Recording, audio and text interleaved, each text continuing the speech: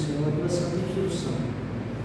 Clamamos ao teu Santo Espírito que ele nos abençoe agora, Senhor, e apesar, Senhor, de estarmos aqui com um objetivo administrativo, com um objetivo, Senhor, de instrução da tua igreja, de falar de coisas que parecem muito burocráticas, nós cremos, Senhor, e que tudo isso faz parte também do teu cuidado, do teu zelo pela tua igreja e pelo teu povo. E é por isso, Senhor, que nós te pedimos que o Senhor não faça desse exercício, desse momento, algo menos espiritual, para que possamos compreender essas verdades como verdades, Senhor, que nos conduzem à fé, para o nosso bem e para o serviço do reino, e não simplesmente com algo que a gente faz só por fazer. Nos ajuda para compreender todas essas coisas, que a partir desse momento aqui também isso possa ajudar a instrução de toda a igreja, e que a igreja também capacitada possa também ajudar na capacitação, na informação, no serviço aos outros irmãos que não puderam estar aqui hoje, Senhor. Que o Senhor possa fazer com que todas essas informações possam ser guardadas na nossa mente, no nosso coração, mas mais do que tudo isso, Senhor, que o Senhor nos dê a segurança e a alegria de saber que estamos servindo ao Senhor. Faz assim para a glória do teu nome, para que nós pedimos o nome santo de Jesus. Amém. Amém. Vejam, meus irmãos, hoje o que nós vamos fazer é fazer mais ou menos um passeio na tesouraria da IPB, conhecer como é que isso funciona como denominação. E a primeira que eu vou apresentar alguns recursos para os irmãos. Tudo aquilo que eu vou apresentar para vocês é público, então tudo isso são informações que constam no site da IPB, são informações oficiais da IPB, dos nossos documentos, das nossas resoluções. Então tudo isso está acessível e os irmãos vão ter a capacidade de poder depois estudar, olhar com mais calma, aqueles que tiverem interesse e também vão poder divulgar, sem nenhuma dificuldade. É exatamente por isso que a gente vai poder fazer aqui, sem se preocupar muito com a questão de fazer isso com uma pressa. Por quê? Porque tudo isso permite para a gente um aperfeiçoamento depois, um reolhar, um reexaminar de todas essas questões, tá certo? Das pais. A primeira coisa que eu queria mostrar para vocês é o site da tesouraria da IPB, certo? Como denominação maior, tá certo? Pensando do ponto de vista nacional, a tesouraria da denominação, tá certo? Ela faz parte da Comissão Executiva do Supremo Conselho, nós temos um tesoureiro nacional da denominação, juntamente com ele compõe a Comissão Executiva do Supremo Conselho, o presidente, que é o reverendo Roberto Brasileiro, seu vice-presidente, secretário executivo e o tesoureiro. E aí a tesouraria tem exatamente essa página. Nela estão todos os dados oficiais da IPB, do que diz respeito à questão financeira, alguns dados estatísticos, documentos, resoluções e informações importantes, que algumas delas a gente vai compartilhar com vocês. Eu queria que vocês vissem essa imagem aqui, porque ela representa um marco muito importante da história da nossa IPB, no que diz respeito àquilo que seria o foco da nossa denominação. Qual é a grande prioridade daquilo que a gente faz? E eu falo isso para os irmãos, porque acho que eu já disse até isso aqui para vocês. É muito fácil a gente falar de prioridade na vida da gente. A gente diz assim, a prioridade da minha vida é a educação dos meus filhos. A prioridade da minha vida é a saúde da minha família. Só que aí a gente faz às vezes uma pergunta muito importante, que tem que condizer com aquilo que a gente está falando. Qual é, certo? Qual é aquilo que, da nossa renda, da nossa finança, do nosso esforço, da nossa energia, que a gente empreende naquilo que a gente diz que é prioridade? Se a prioridade da minha família é a saúde da minha família, quanto é que eu invisto financeiramente e de esforço na saúde da minha família? Será que isso corresponde? E a gente entende de que muitas vezes é o número, é o orçamento que vai dizer realmente qual é a nossa prioridade. Porque às vezes a gente tem uma prioridade que é imaginária e a gente diz que isso aqui é o nosso foco, mas na nossa prática, naquilo que a gente faz, o nosso foco é outro. Tá certo? Então, isso aqui é uma tentativa exatamente da gente juntar aquilo que foi elencado como prioridade da denominação com aquilo que é o investimento da nossa denominação. E aqui, vocês viram um desenho aqui, né? De uma sarça. Essa aqui é uma das primeiras imagens que vem lá quando a gente entra no site da IPB. E essa sarça aqui, ela está dividida em cores. Eu não sei se vocês conseguem ver, mas boa parte dela, mais da metade dela, está pintada de verde, e depois vem aqui em laranja, em azul, em preto, em vermelho, não é isso? E azul no final, quer dizer, aqui é preto, né? E aqui temos percentuais: 54%, 18%, 9%, 8%, 5%, 2%, 2% e 2%, certo? E aqui eu vou pegar e tentar ler aqui a legenda para vocês possam ver. O que é 54% de tudo aquilo que é de investimento que a denominação recebe como nacional? Missões e evangelização. 54% de tudo aquilo que a denominação nacional recebe dos dízimos das igrejas é investido exclusivamente em missões e evangelização, como fruto daquilo que é a prioridade da denominação. E isso foi feito exatamente para que fosse não simplesmente metade, não, mas a exigência de que fosse feito mais da metade de todos os investimentos. Depois vocês vão entender mais ou menos como é que isso é operacionalizado. Mas eu quero que vocês entendam que em termos da fatia do bolo, 54% da fatia do bolo é investido em missões e evangelização. Depois a gente vai entender como, tá certo? 16%, 18% é em ensino e teologia, são aqueles valores que são destinados aos seminários e aos institutos bíblicos para a formação de missionários e pastores, tá certo? E também de outras pessoas que estudam, né, nos institutos da IPB, tá certo? 9% é de gastos em administração, 8% vai a um fundo de empréstimo, só para vocês entenderem, aqui não é questão de fundo que a igreja faz para poder emprestar, não. Isso aqui é aquilo que é de 9% que a igreja destina de fundos para que igrejas e órgãos da própria igreja possam pegar esses valores emprestados e depois restituir ao Supremo Conselho para investir na construção de igrejas, para investir em reformas, para fazer todo o investimento, depois para entender como é que isso também é operacionalizado. 5% é destinado à ação social, tá certo?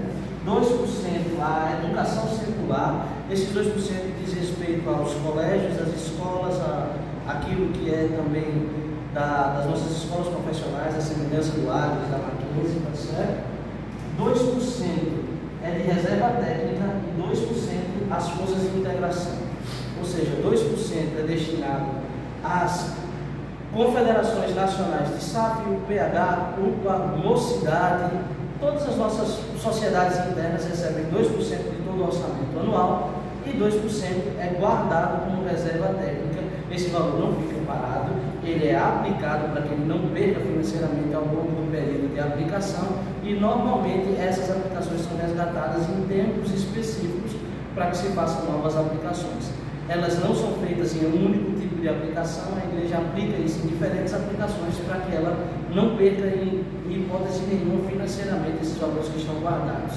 Se eu não me engano, a reserva técnica, ela hoje na IPB, esses 2%, ele corresponde a 3 vezes mais ou menos aquilo que seria um gasto operacional, ou seja, se de repente der uma bronca, a gente tem 3 meses à frente para se recuperar, mais ou menos isso, mas hoje ele é feito na forma de um percentual de 2%, tá certo, de toda a arrecadação, é guardado e investido, depois ele volta, é reaplicado e assim por diante, tá?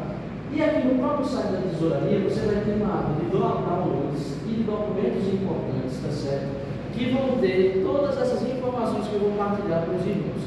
Vocês vão ver que tem muita informação, tem muita coisa técnica, que a gente não vai apresentar de todo aqui, mas que depois os irmãos vão poder olhar com calma. Eu vou pegar boa parte daquilo que é o importante para a gente e vou mostrar quase que de passagem para que a gente tenha uma visão do todo, tá certo? Eu vou só trocar de aba aqui porque eu já deixei pronto, mas os irmãos sabem que, olhando aqui pelo site da Tesouraria da IPB, vai lá no Google, Tesouraria IPB, vocês vão achar tudo isso, tá certo? Mas vamos aqui a essa primeira apresentação. A Igreja Presbiteriana do Brasil, conhecendo um pouco mais da nossa igreja, tá certo? Para vocês entenderem como é que a gente operacionaliza aquele orçamento, tá certo? Então, deixa eu ver se ele vai passando assim, pronto.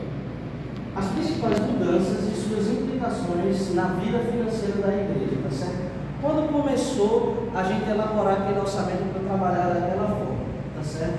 Foi exatamente quando, a partir de 2002, num documento aqui que está sendo mostrado aqui, documento 68, tá certo? Está em algarismos romanos, porque é assim que eles numeram, tá certo, os documentos, as resoluções em número normal e os documentos em número romano, tá certo? Foi quando se criou, tá certo, a figura, tá certo, do comitê gestor, exatamente para atender aquelas filosofias e missões. Como é que você vai administrar 54% do orçamento da igreja e garantir que ele vai para missões e para evangelização sem você ter uma forma de gerir esses recursos. Para que você pudesse garantir isso, foi criado para ser exatamente um comitê gestor, tá certo? Que aqui é chamado de CG na maioria dos nossos documentos. E foi criado também um plano de diretriz orçamentária, tá certo? Que é o PDO, que é exatamente em 2006, quando você vai ter exatamente aquele plano de diretrizes orçamentárias que fecha o orçamento naquelas rubricas que a gente falou. É igual ao orçamento de Senado, de Congresso, etc. e tal. Você diz qual é o destino e aquele valor tem que ser investido naquele destino. Ele não pode sair de missões para ir atender a reserva técnica. Ele não pode sair de ação social para poder atender a sociedade interna. Então, aquele orçamento ele fica travado. Se a igreja arrecadar R$100, R$54 vai ser para missões. O restante vai ser distribuído de acordo com aquele orçamento que é aprovado. Tá certo? Então, ele vai falar exatamente dessa questão das reflexões e ele vai citar algo importante aqui, tá certo? Que é quem compõe o comitê gestor. O comitê gestor ele é composto pela liderança de todos os órgãos de evangelização da nossa IPB em nível nacional. Quem são eles? Junta de Missões Nacional, Plano Missionário Cooperativo, que possuem focos diferentes. A Junta de Missão Nacional tem foco na plantação no interior e nas regiões do país que são inalcançadas, tá certo? Nós temos ali o Plano Missionário Cooperativo, que tem um foco mais em missões urbanas, ou seja, em processos de revitalização e de plantação de igrejas em cidades e regiões urbanizadas, tá certo? Nós temos também aí a Agência Presbiteriana de Evangelismo e Comunicação, a APECOM, que recebe também daqueles 54% para financiar suas ações. E nós temos também a Agência Presbiteriana de Missões Transculturais, que vocês já devem ter visto ali atrás, aquele quadro que são os missionários que a gente envia para o exterior.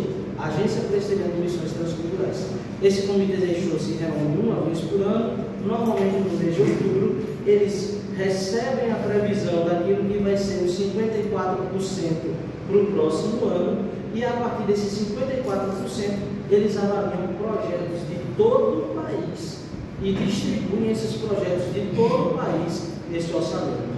Paga toda a burocracia dessas agências e paga todo o custo com todas essas operações e missões ao longo de todos esses órgãos aqui, tá certo, que estão sendo citados. E aí ele vai falar aqui a respeito sobre a finalidade do CG, que é aprovar, acompanhar, suspender, cancelar projetos e toda essa gestão que é feita no dia a dia. Tá certo? Aqui ele vai citar exatamente quem são aqueles órgãos e junto com todos esses órgãos, tem dois órgãos que são importantes aqui a gente citar, que tem que fazer parte.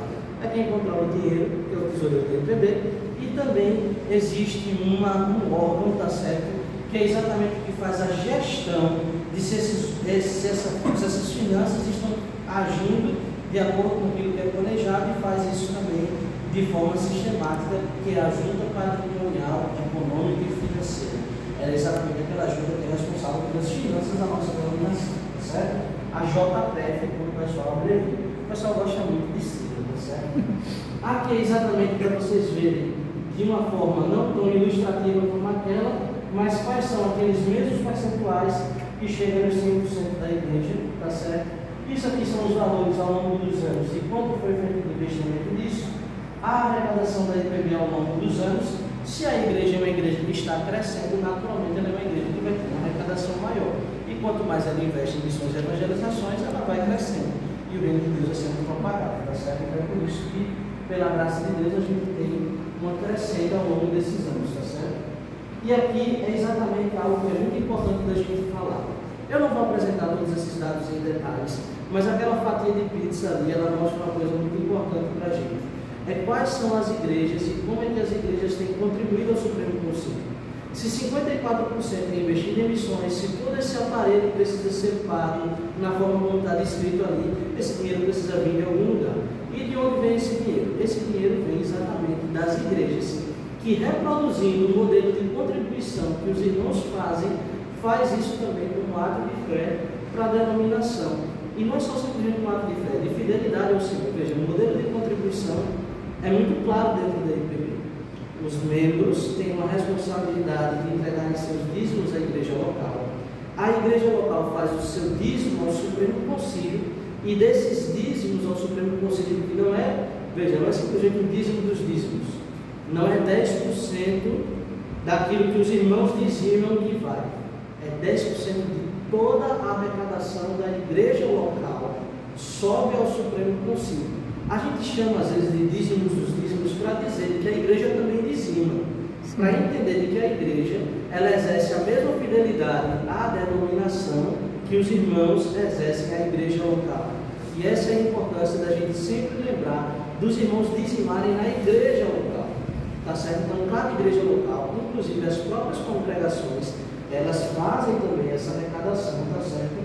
E esse dízimo ele é feito, tá certo, ao Supremo Concílio. Ele pode ser feito via igreja, certo? Ou seja, a igreja que controla as finanças, ela faz em nome dela e de suas congregações, ou ela pode ser feita também de forma diretamente por cada congregação, tá certo? Sem dificuldade nenhuma, mas esses valores, independente da origem, 10% de toda a arrecadação sobe ao Supremo Concílio, e é a partir disso daí que eles fazem toda aquela ação lá da descrita. E aqui os próximos dados, eles vão ser exatamente para mostrar para a gente como é que é a contribuição. Quais são as igrejas que são fiéis? Quais são as igrejas que são infiéis?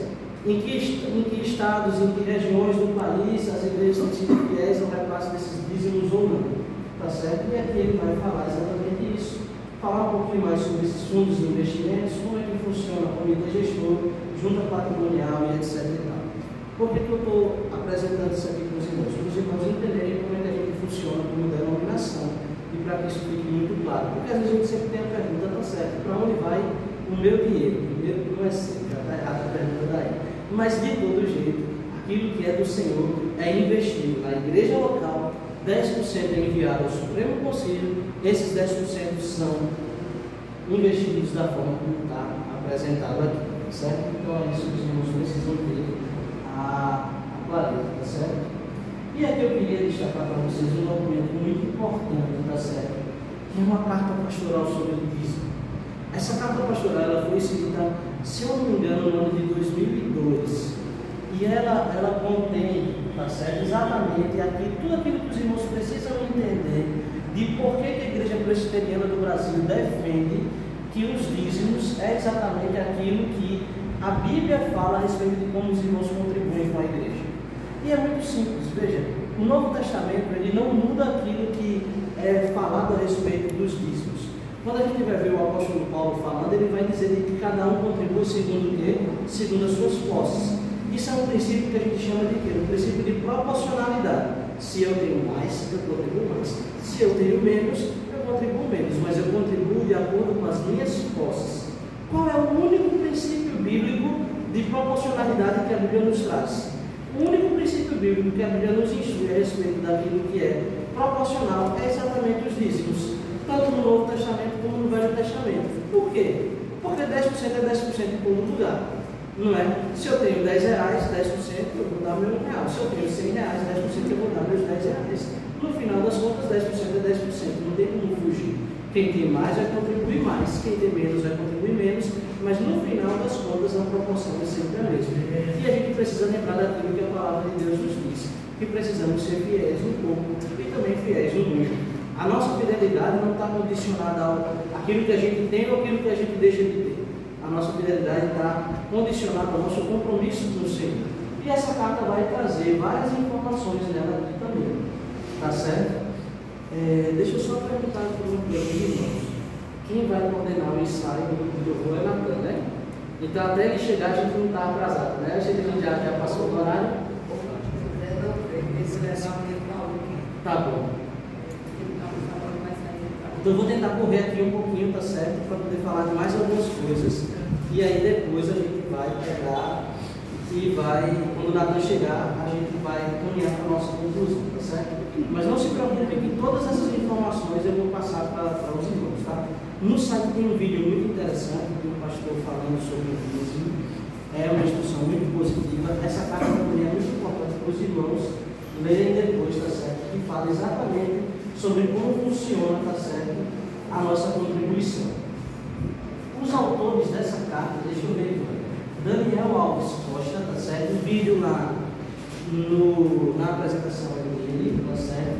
José Alfredo, que foi tesoureiro da IPB por muito tempo, se eu não me engano, ele ainda era o presidente José Alfredo, ainda era o tesoureiro da IPB. O Josafá Vasconcelos, Renato José Piragibe e o reverendo Hamilton Rodrigues da Silva, que é hoje trabalha nas comissões nacionais, tá certo? Ali na coordenação dos campos da JMN, tá certo? Supervisor de campos das comissões nacionais. Esses foram os colaboradores que fizeram a coordenação desse material pastoral. No índice a gente vai ter vários temas, mas o que os irmãos vão encontrar aqui? Explicação detalhada de qual a diferença de dízimo e oferta, qual é o primeiro texto da Bíblia que fala sobre dízimo e oferta, como isso é tratado no Velho Testamento, como isso é tratado no Novo Testamento e por que a IPB adota esse modelo. No final do documento tem algo bem interessante. Perguntas e respostas que geralmente as pessoas têm e qual a resposta que a denominação dá a essas perguntas. Então a carta pastoral é muito esclarecedora, tá certo? E os irmãos encontram lá também, mas eu também vou colocar depois no grupo dos irmãos. Eu queria ainda falar, meus irmãos, de algumas coisas muito importantes aqui, tá certo? Que é a gente falar a respeito da importância da contabilidade e das demonstrações contábeis. Esse documento aqui é um documento muito extenso. Ele vai trazer várias coisas muito técnicas. Mas eu queria tentar falar, antes da gente poder olhar para algumas coisas, tá certo? De alguns personagens muito importantes para os irmãos entenderem como é que isso funciona, tá bom? Porque isso vai ajudar os irmãos a entenderem como é que é cada papel aqui, tá? Esse documento, ele tem, deixa eu ver aqui, 55 slides. Ele é fruto de uma apresentação para ensinar a igreja a respeito de contabilidade, de como é que a igreja faz a sua parte contábil, tá certo? Eu vou trazer alguns destaques aqui importantes em relação a essa questão. Deixa eu ver se eu consigo olhar para cá. Certo? Então ele vai falar exatamente sobre essa questão. E aqui ele vai falar sobre a questão da igreja como personalidade jurídica, tá certo? Ele começa tratando de que pessoa jurídica é a união de indivíduos que, através de um contrato reconhecido por lei, contrato social e estatuto social, formam uma nova pessoa jurídica, tá certo? Depois ele vai tratar sobre a necessidade de, constituindo o CNPJ, tá certo? Por lei, se estabelecer uma contabilidade. Aqui vai ter legislação civil, aqui vai ter as legislações contábeis, resoluções do Conselho de Contabilidade e resoluções também que a gente tem no nosso país, falando sobre tudo isso. Mas deixa eu tentar falar um pouquinho a respeito dos personagens para vocês entenderem. Tá? A igreja, ela só pode se constituir personalidade jurídica, ou seja, ela só pode ter um CNPJ e virar, tá certo, uma instituição do ponto de vista civil no nosso país, quando ela for uma igreja organizada. A razão disso é porque existe um custo, uma burocracia muito grande para você constituir CNPJ e para você dissolver CNPJ. Se essa igreja não reúne as condições de ser uma igreja, ainda não faz sentido ela ter CNPJ. Ela fica dentro, tá certo, de uma igreja, tá certo, ou de um presbitério, que esse presbitério, essa igreja tem CNPJ e tem uma administração, tá certo, uma administração civil. Do ponto de vista da IPB, quem administra esse CNPJ? É CNPJ de empresa? Claro que não. É CNPJ de associação?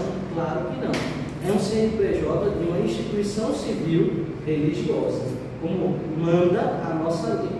E essa instituição religiosa precisa ter um representante de administração civil.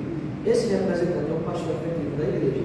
Mas a administração da igreja, num modelo presbiteriano como o nosso, nunca está numa pessoa só. Portanto, a administração reside aonde? No conselho da igreja. O conselho da igreja é o responsável administrativo pela igreja. Só que como precisa ter um representante para o Estado que represente legalmente essa instituição, esse representante é o pastor efetivo da igreja. Se é uma congregação, ela não tem essa figura está representada no conselho da igreja-mãe e no pastor efetivo dessa igreja-mãe, tá certo? No momento que a congregação vira igreja, depois dela virar igreja, ela se constitui com o CNPJ. Essa é a norma e a regra da nossa IPB. Então, primeiro eu me organizo a igreja, depois eu abro meu CNPJ e vou ter toda essa necessidade. Quando eu abro meu CNPJ, o que eu preciso ter? Eu preciso ter uma contabilidade, eu preciso ter um estatuto que defina quais são os papéis civis. Essa contabilidade, ela presta serviço e assessoria a quem? Ao CNPJ, à empresa, vamos dizer assim, tá certo? Mas aqui eu estou fazendo só uma linguagem para facilitar para os irmãos entenderem, tá certo? Acho que o pessoal do louvor já vai começar daqui a pouco, mas deixa eu só concluir. O que é que eu queria que os irmãos entendessem? Vocês vão ver aqui ainda outros documentos que eu vou mandar para vocês, tá certo? Eles são importantes. Que ele tem duas coisas aqui ainda que eu queria mostrar para vocês, tá certo? Esse é o manual presbiteriano da nossa IPB. A nossa IPB ela é regida por uma Constituição, tá certo? E ela é regida por um estatuto próprio. Existe estatuto da denominação maior e existe estatuto social da igreja local. Fora esses documentos aqui, tá certo? Que é a Constituição e os estatutos da igreja local, tá certo? Há também aqui o modelo de estatuto da IPB que todas as igrejas locais, escuta isso aqui, meus irmãos, todas as igrejas locais da nossa IPB precisam ter o mesmo estatuto. E isso por quê? Porque nós temos uma Constituição e porque nós somos um modelo federativo. Significa que eu não posso modificar o meu estatuto de igreja local para fazer do jeito que eu quero. Não. Se nós somos igreja presbiteriana do Brasil, todas as igrejas precisam ter o mesmo modelo de estatuto, sob o risco de quê? De ferir a própria Constituição da igreja e ferir o pacto federativo. Se cada um for fazer do seu jeito, então a gente não é mais uma federação de igrejas, a gente é uma igreja independente. Então é melhor botar uma outra placa e ser uma igreja independente. Mas se eu sou igreja presbiteriana do Brasil, eu preciso seguir a cartilha, todo mundo vai fazer do mesmo jeito, tá certo? Nós falamos do responsável da administração civil, que é o pastor efetivo. Nós falamos de quem administra a igreja, que é o conselho da igreja. E nós precisamos falar ainda de uma outra figura importante no nosso estatuto da igreja, que é exatamente o conselho fiscal. Que no nosso caso, nós chamamos de conselho fiscal, nós damos o nome de comissão de exame de contas, tá certo? Na própria tesouraria da IPB, vai ter um outro documento muito importante, que eu vou também depois mostrar para os irmãos, tá certo? E vou mandar para os irmãos também, que é exatamente, acho que está aqui, não, aqui. Isso aqui é uma proposta de checklist para o Conselho Fiscal. Deixa eu só explicar isso aqui para os irmãos. Veja, nós temos duas legislações muito importantes no nosso país, tá certo? Uma delas é a Lei Geral de Proteção de Dados, que é mais recente, e um outro documento também, que preza para a gente a respeito daquilo que é a sigilo financeiro e bancário, tá certo? As finanças, individualmente, e dos CNPJ são protegidas por sigilo bancário. Por quê? Porque se essas informações se tornam públicas, de alguma forma, os CNPJs e as pessoas podem ser alvos de golpes, podem ser alvos de extorsão, podem ser alvos de sequestro, podem ser alvos de todo tipo de difamação e não se coloca a olhar público sobre aquilo que é privado. A gente precisa entender essa realidade porque é uma questão de segurança, tá certo? Muitas vezes as pessoas perguntam e se questionam assim: pastor, por que a gente não pega um demonstrativo financeiro e coloca num mural de avisos ou coloca esse demonstrativo financeiro para todo mundo ver, imprime e coloca em qualquer lugar? Porque não existe sigilo financeiro se isso é feito de forma pública. Sigilo financeiro e lei de proteção de dados só existe se eu tiver controle de quem é que tem acesso a esses dados. Se eu pego, por exemplo, eu não posso falar de sigilo ou de quebra de sigilo financeiro se eu pegar o meu extrato bancário. Eu tiro o meu extrato bancário e coloco ele para todo mundo ver na internet. Eu depois não posso reclamar que o meu sigilo bancário foi quebrado, porque eu divulguei aquela informação.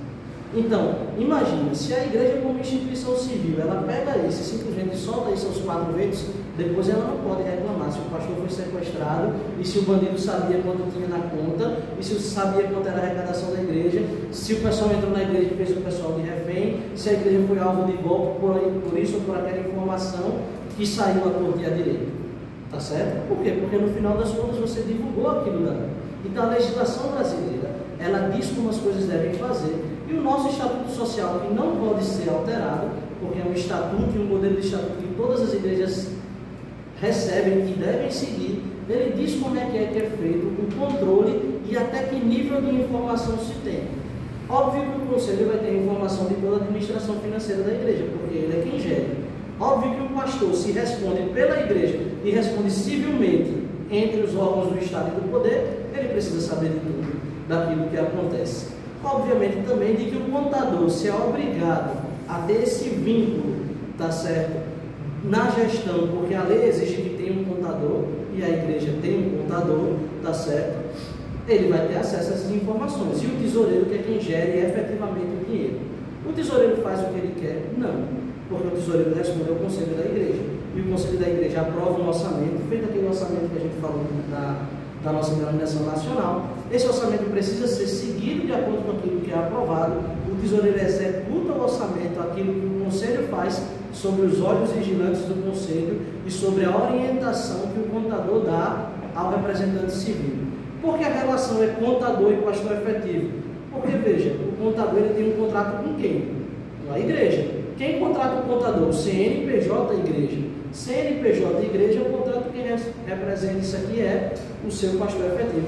O pastor efetivo, portanto, nessa relação contratual com o contador, tem ali exatamente quais são as informações que são compartilhadas e quais são os serviços que são prestados. Para quê? Porque de repente esse pastor não é contador, a formação dele é teológica, ele não tem a obrigação de saber tudo aquilo que a lei exige dele. Por isso que ele precisa de um parecer técnico do contador. Esse contador vai prestar também assessoria à tesouraria, porque a tesouraria efetivamente é quem está movimentando essas contas. Mas no final das contas, isso daí ficaria à parte, tá certo? Desses envolvidos. Tem mais alguém que tem acesso a essas informações ou a algumas informações? Tem sim.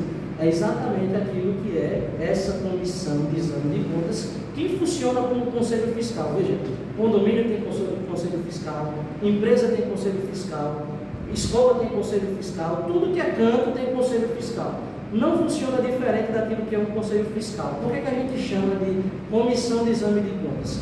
Porque dentro da nossa Constituição da IPB, os membros e as pessoas que estão envolvidas no ambiente igreja formam comissões. É uma forma da gente dar, além do poder civil desse conselho fiscal atuar como conselho fiscal, mas também o poder institucional como igreja dele funcionar como uma comissão que tem diálogo diretamente com o conselho. O que é que faz esse órgão aí chamado Conselho Fiscal da Igreja? Ele é responsável por examinar a escrituração, os documentos contábeis e os livros da tesouraria, a fim de verificar a exatidão dos lançamentos, a ordem dos livros e o cumprimento das prescrições legais relativas à administração financeira, podendo para isso visitar o tesoureiro todos os elementos necessários. Veja que a relação é Conselho Fiscal tesouraria. Não é Conselho Fiscal contador, não é Conselho Fiscal pastor, é Conselho Fiscal tesouraria. É todo mundo? É a igreja toda? Não. São os membros que foram eleitos para poder fazer em assembleia parte desse Conselho Fiscal. Funciona igual em condomínio, tá certo? Aí vamos lá. Examinar trimestralmente os balancetes da tesouraria e emitir parecer por escrito sobre os mesmos. A quem eles vão entregar esse parecer? A cada 3 meses, ao conselho da igreja, porque ele é que é responsável por avaliar, aprovar ou não aprovar aqueles relatórios, tá certo? Verificar se os documentos estão organizados e obedecem à ordem sequencial ou cronológica e se os cupons fiscais estão fotocopiados.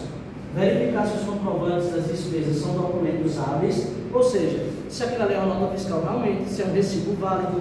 Eles vão verificar exatamente cada comprovante para saber se aquele comprovante é um comprovante válido ou não. Tá certo? Existe um modelo de como são esses comprovantes. Eu vou mandar para os irmãos também depois entenderem como é que é. Compatível com o seu objeto, ou seja, se está dentro daquilo que foi orçado e se tem a ver com aquilo que é declarado. Quanto ao custo, ou seja, se o valor equivale àquilo que está de saída na conta, propriedade da despesa e idoneidade do gasto. Então, verificar se aquilo ali foi executado daquela forma. Verificar se todos os balancetes demonstrativos, relatórios, prestações de contas, relações dos documentos contábeis ou não estão devidamente assinados por quem é de direito. Ou seja, não adianta de nada se o recibo for legal, você não tiver assinado. Não adianta de nada se for emitida uma nota fiscal, mas aquela nota fiscal for de uma empresa que está com o CNPJ baixado, por exemplo. Então é isso que está se falando aqui, tá certo? Verificar se os livros impressos, folhas soltas, estão numerados e rubricados pelo tesoureiro e ou contador, conforme o caso. Verificar se os períodos de reembolso das despesas, etc. e tal. Então ele vai dizer como é que isso é feito aqui, tá certo? Todas essas questões, no final eles lavram um livro de ata. Esse livro de ata é apresentado também com um relatório anual e esse Conselho Fiscal vai aprovar ou não aprovar as contas no caráter de recomendação. Ou seja, o Conselho vai dizer assim, o Conselho Fiscal vai dizer para o Conselho da Igreja: nós recomendamos que vocês aprovem as contas do tesoureiro. Ou então, nós recomendamos que vocês aprovem as contas do tesoureiro com os seguintes ajustes. Ou, nós recomendamos que vocês não aprovem as contas do tesoureiro e sugerimos que vocês façam tal e tal mudança na administração da igreja. Por que recomendação? É recomendação porque não tem direito de decidir. O direito de decidir reside aonde? Dentro da Igreja Presbiteriana do Brasil? No Conselho da Igreja. Então, o Conselho da Igreja é que vai entender como é que isso vai funcionar. Se vocês entenderam aquilo que eu falei sobre Lei Geral de Proteção de Dados e sobre aquilo que eu falei sobre a questão de sigilo bancário, vocês entendem por que precisam ser pessoas restritas, eleitas em assembleia, que só elas tenham acesso a essa informação, que essa informação seja um diálogo delas com o tesoureiro. Por quê? Porque existe um caminho muito claro. Se vazou uma informação daqui, Conselho Fiscal e tesoureiro, ou quem vazou foi o tesoureiro, ou quem vazou foi algum membro do Conselho Fiscal. Se você mantém o controle dos dados, você consegue rastrear quando há uma quebra desses dados. E isso garante a manutenção do sigilo e a proteção dos dados. Se isso for uma coisa aberta, a gente não tem como fazer esse tipo de verificação. Vocês percebem? Então, exatamente, se de repente alguém é alvo de uma extorsão, alguém é alvo de um sequestro, alguém é alvo de um possível crime, meus irmãos, a gente está falando de algo que a gente... mas é igreja, por que tem que ser assim? Porque nós vivemos num mundo corrompido e tocado pelo pecado.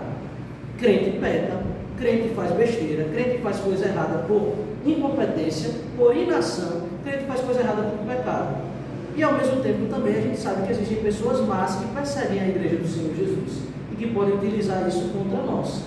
Mas nós estamos fazendo exatamente naquilo que é o padrão de toda a exigência legal. E eu vou dizer uma coisa, meus irmãos, é muito provável que aquilo que a IPB já faz ao longo de anos, lá na frente o Estado brasileiro passe a exigir de todas as igrejas. As igrejas lá fora não fazem isso que nós fazemos, essa burocracia, esse controle do jeito que a gente faz.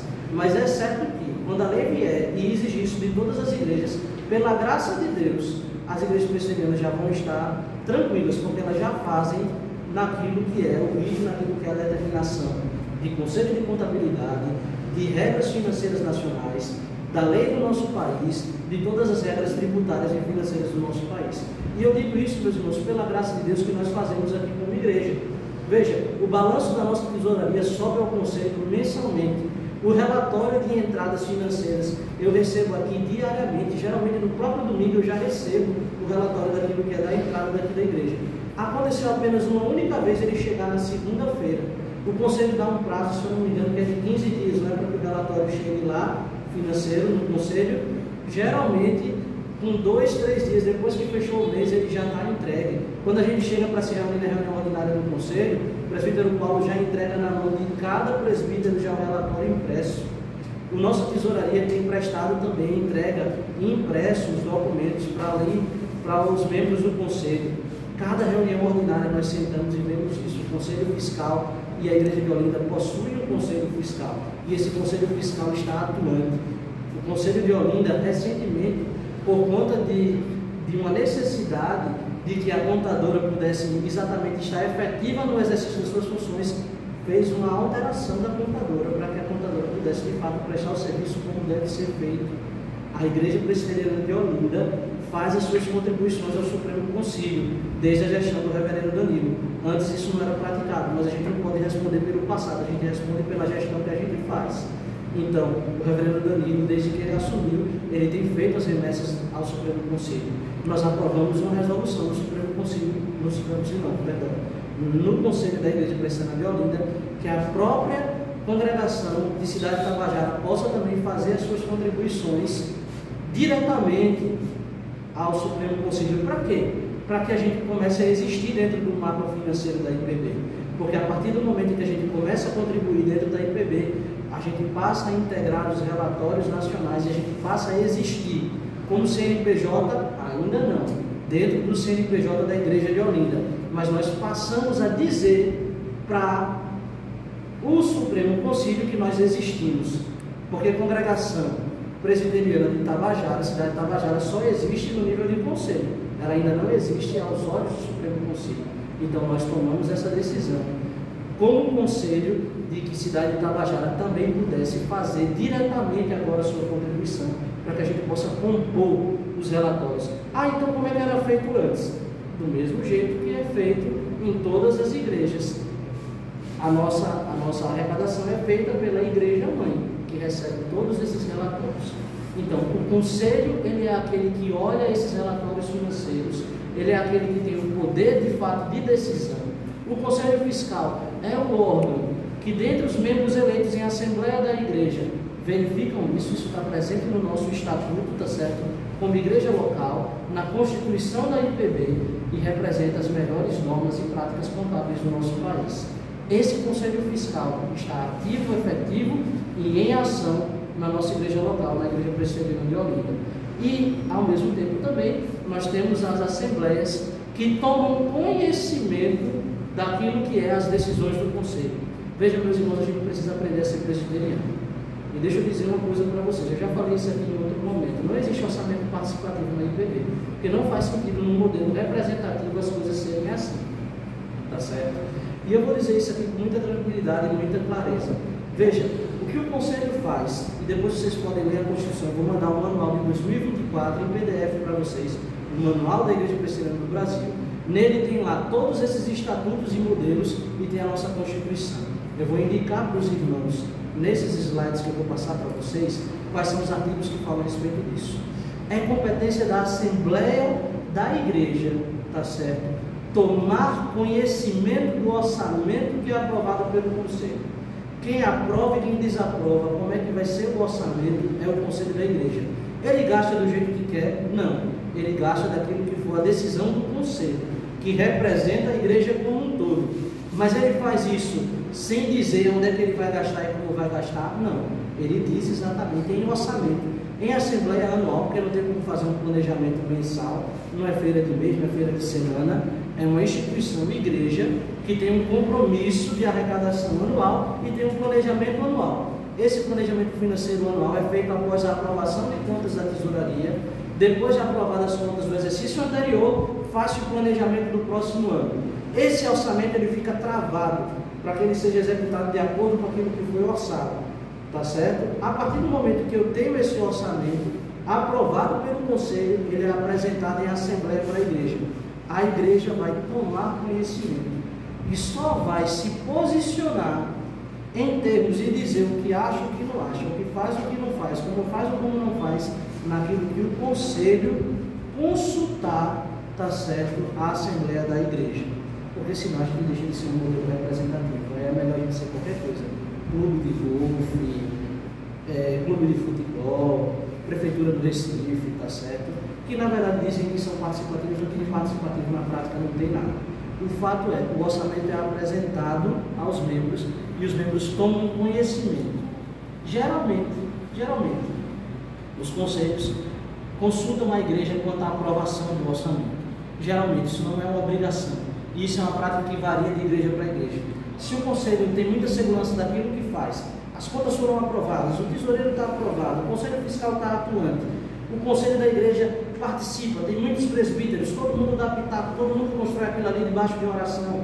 O conselho, às vezes, ele toma aquela decisão e simplesmente apresenta o orçamento, que é o que manda a Assembleia. Algumas igrejas preferem pedir que se manifeste aprovando ou desaprovando aquele orçamento. Tem poder de decidir? Não. Tem poder de aprovar como consulta. A Assembleia se posiciona dizendo: aprovamos esse orçamento. E aí o Conselho passa então a executar aquele orçamento que foi aprovado por ele. Digamos que a Assembleia da Igreja, numa consulta que foi feita pelo Conselho, diga que não aprova aquele orçamento ou determinado item do orçamento, ou não quer fazer daquele jeito que está sendo dito pelo Conselho. O Conselho vai ouvir aquilo que foi consultado à Igreja e ele vai tomar a sua decisão. Ele vai levar em conta aquilo que a Assembleia está dizendo, mas não significa que o Conselho vai se tornar refém da Assembleia no sentido de fazer aquilo que a Assembleia está sendo dita. Por que isso precisa ser feito anualmente, uma vez por ano? Porque senão, meus irmãos, vira um negócio assim, impossível da gente poder debater. O Olavo de Nato dizia um negócio muito importante. Você quer fazer com que algo não tenha a atenção correta que ela precisa ter, faça com que aquilo ali seja debatido por muitas pessoas. Porque se todo mundo for dar um pitaco no negócio, o negócio não anda para frente. Se todo mundo for querer fazer do seu jeito, a coisa não anda. O conselho precisa ter tempo, prazo para poder fazer orçamento, para aprovar contas, precisa ter um conselho fiscal fiscalizando, precisa ter um contador regulando, precisa ter um tesoureiro atuante que presta suas contas trimestralmente e anualmente, e isso é submetido à Assembleia de forma que ela possa ter acesso a essas informações ali anualmente, e aí ela vai se posicionar em relação àquele orçamento e aquele orçamento vai ser executado. Porque senão, meus irmãos, a coisa para. E para mesmo. Porque senão fica todo mundo querendo dar pitaco em tudo e a coisa não anda. Então, se a gente tem todo esse modelo, que é um modelo diferente daquilo que as outras igrejas fazem. Como é que as outras igrejas fazem? É uma pessoa que decide tudo e não dá contas para ninguém. E depois quem quiser que fique, quem quiser que vá embora. A gente sabe que é assim na maioria das denominações. O representante civil, se é que tem o CNPJ, se é que tem todas as coisas regularzinhas, faz aquilo que ele quer. E não dá contas a ninguém. Tá certo? E as coisas não podem ser assim na casa de Deus. Então nós preferimos adotar aquilo que é o melhor padrão ouro daquilo que é a prática legal e contábil do nosso país e aquilo que é o que a nossa denominação exige de nós. Se quisermos fazer coisa diferente disso que é feito na nossa IPB e daquilo que é feito na nossa igreja, e eu digo aos irmãos com clareza e tranquilidade de coração, tudo aquilo que nos cabe fazer como tesouraria da congregação presbiteriana de Itabajara, aquilo que é da responsabilidade da contadora hoje, do reverendo Danilo, do conselho da igreja e do conselho fiscal, tudo aquilo que é exigido de nós como denominação é feito exatamente do jeito que precisa ser feito. Então hoje os irmãos podem ter a tranquilidade de que as coisas andam segundo os trilhos que a denominação e que a lei do nosso país exige. Sendo assim, meus irmãos, para fazer diferente disso, a gente precisaria deixar de ser IPB. Rasga então o estatuto, sai da denominação e bom, aí você vai ser o que você quiser, você vai fazer do jeito que você quiser. Mas se nós vamos ser IPB, se nós vamos andar de acordo com aquilo que a lei do nosso país exige, nós precisamos caminhar segundo esses trilhos. Eu sei que é muita informação, eu sei que a gente já passou do horário, eu sei que de repente a gente não consegue entender todos os detalhes dessas informações, mas eu vou passar para os irmãos essas informações, todos esses documentos, tá certo? O link do site da Tesouraria da IPB, para que os irmãos leiam, se debrucem, entendam como isso funciona, para que a gente possa, com tranquilidade de coração, poder agir e seguir na tranquilidade de que fazemos aquilo que deve ser feito.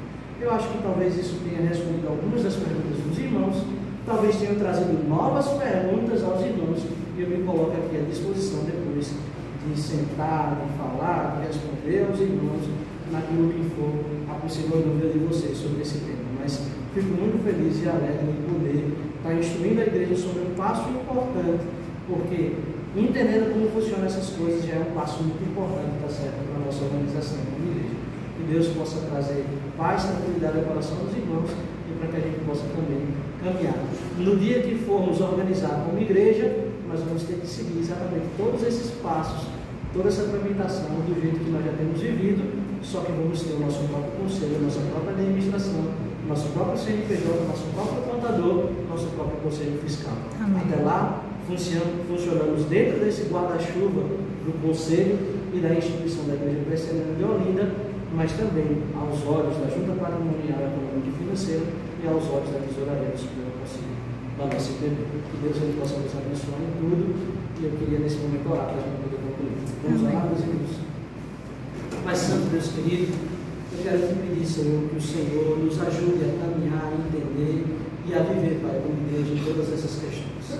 Queria te pedir, Senhor, que o Senhor nos dê a maturidade e a tranquilidade necessária para todas essas coisas, a segurança, Senhor, de que toda essa burocracia, todas essas explicações, todo o cuidado que nós temos, Senhor, em relação a essas questões financeiras, administrativas, não é simplesmente porque nós queremos ser diferentes das outras denominações, ou fazer a coisa de uma forma difícil, burocrática.